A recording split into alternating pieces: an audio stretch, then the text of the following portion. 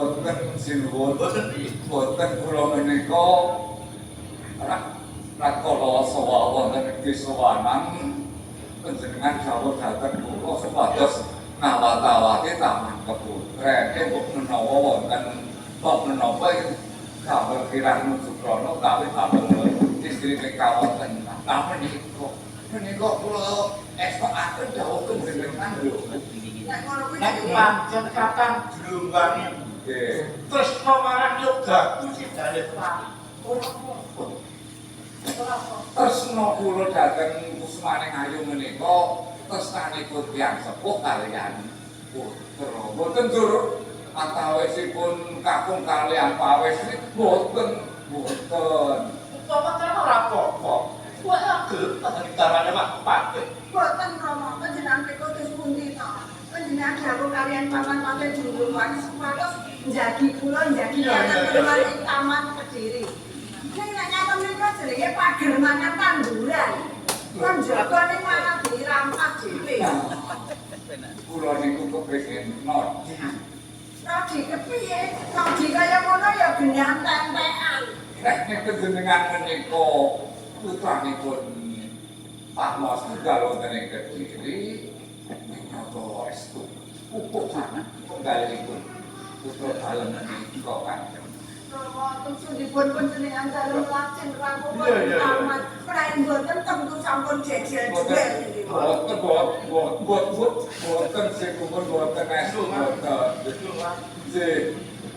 nek pancen kira-kira ki sira kepengin ngersake yoga niku si janet Pak aku lego lilo dasarnya sira berduduk pirang-pirang tahun yen sira kelingan pirang tahun kang kepungkur karo garwamu lagi marang sira Estu ngendika panjenengan paring liwat menawi kula bebrayat kaliyan putra dalem.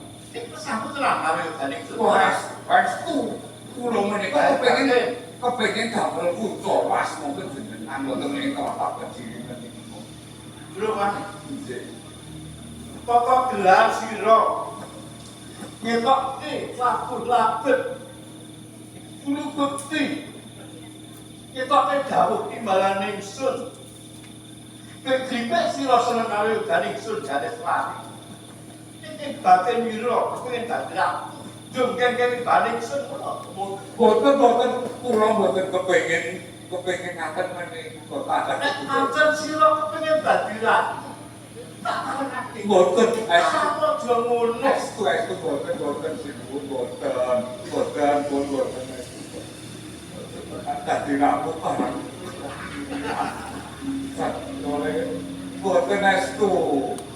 Sak gluguping kula kalih menika rasa srendanipun kula masokaken bekti dhateng Kediri menika boten kepengin sanget dados panuwaos ingkang tunggal. Boten dalem sewu Rama. ya piye Menawi pepatih Kediri menika wonten loro napa tentu kados pepatih Jlumbangi negara Kenten pasti kenten negara Kediri mesti mawut-mawut geger ora karu-karuan. ning tenang kowe ora matur dulu marang boten upami kula dola bosek jogo kula minangka piyambasan ingsun kula namung prodi dhateng kekaipun penggalih putra menika panjenengan bojo kaya nggih boten ada selawi Injil kula paring dawuh. satemene Rama pedhak ning tamaning Kediri apa mejibek penggalih Rama to Panjenengan dalem iya mendalaken menapa Rama? Punten dalem sewu. Menawi kula paring ngertos kula aturaken iya ini kan selawi kula paring sira wis dewasa wis pinayah minangka dening priyakun sawangan kadang raja-raja saka Patmanca negara kan padha mesanggrah ana ing kraton iki kepengin kayunke marang sira saben ingsun kudu dipirsa durung badhe wawasan kepiye iki Punten dalem sewu. Yang sesami budaya dan rakyat dan wamila kesatuan lebih tresnani. Ini yang kaya raja pertama menikah.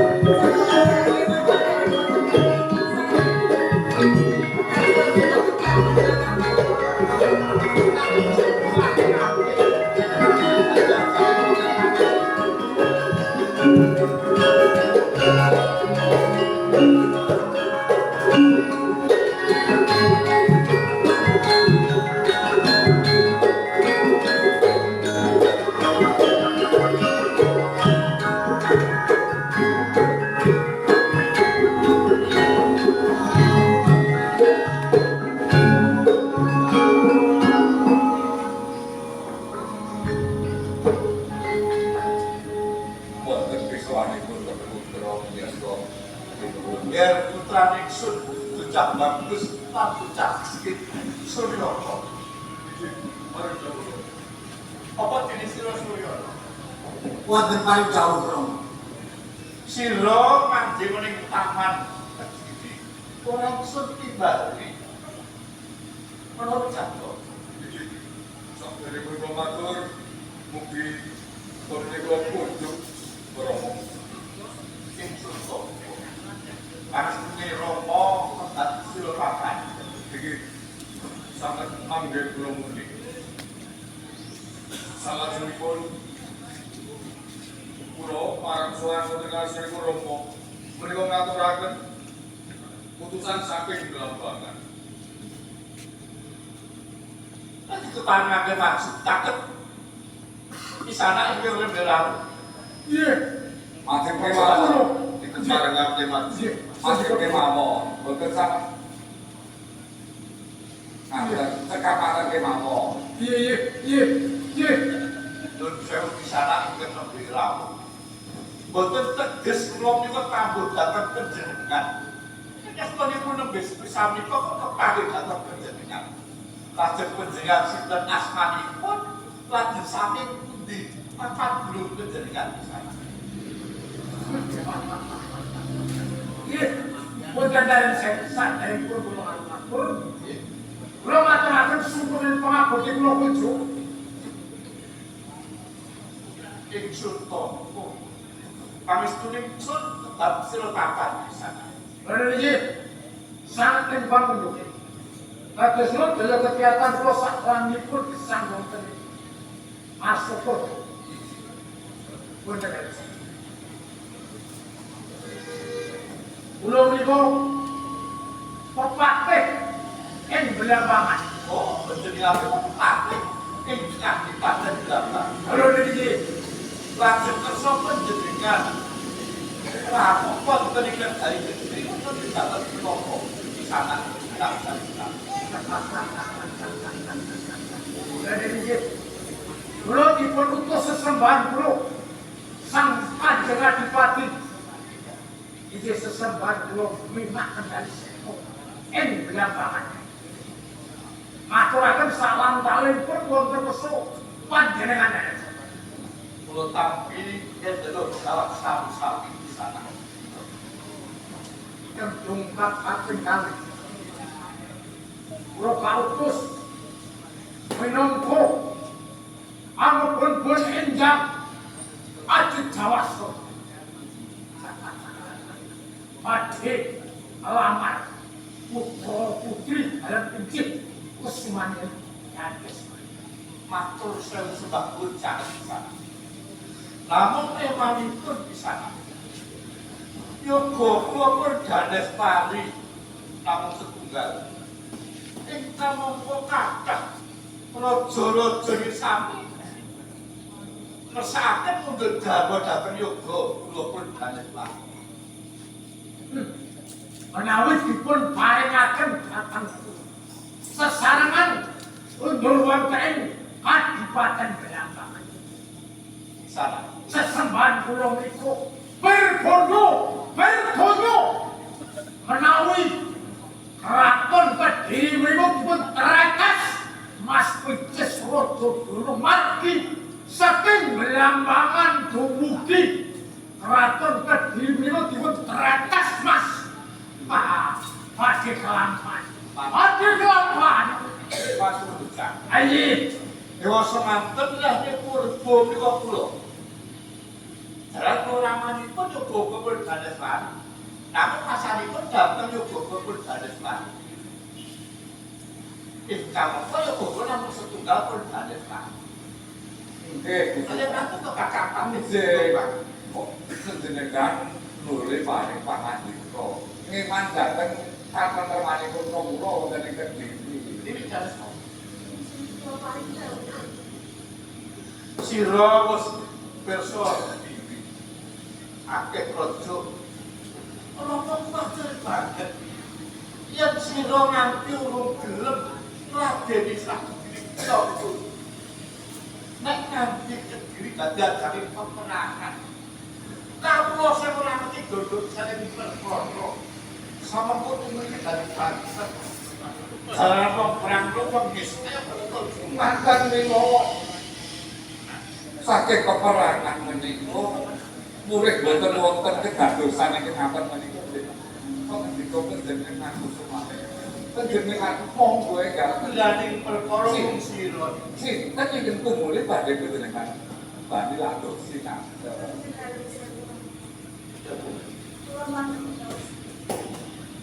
Bila kata corona terutama di samping yang kita.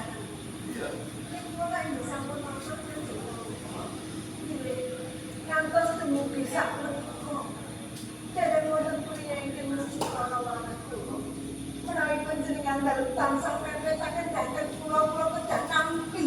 Cinten pria yang dekat tindakan pulau. Pria yang kaya mendatang pulau. Rabi lorong. Pulau tereng sakit patung. Lila dalam yang pamit.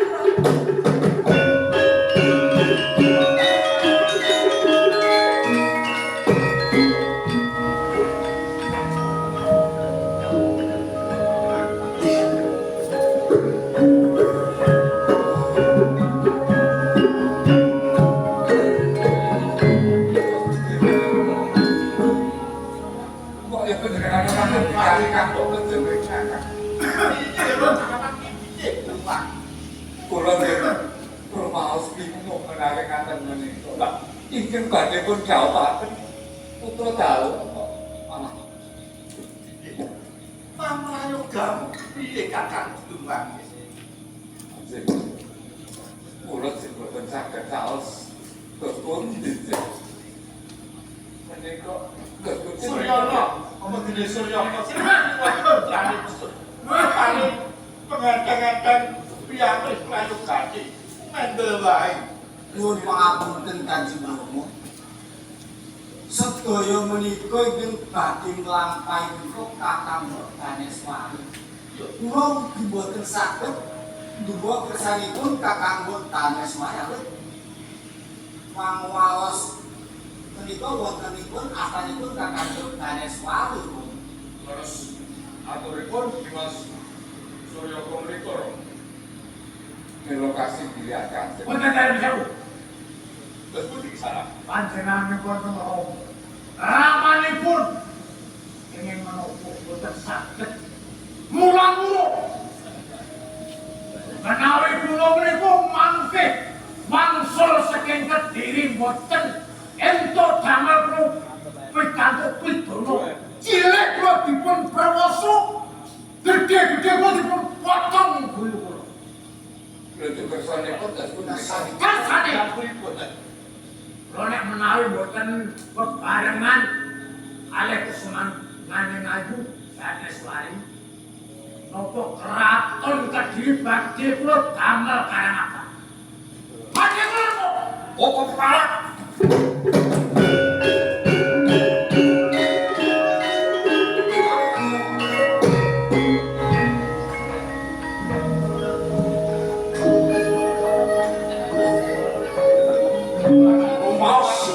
Kembunge manah kula. Upami celak, ngene pun kaget. Minat siale panggalipun dugang menika. Slogan. Kok ora mau. Lah nggih kula soal kaget lagi tebih. Upami celak ngoten iki. Wah. Kembunge manah kula. Kok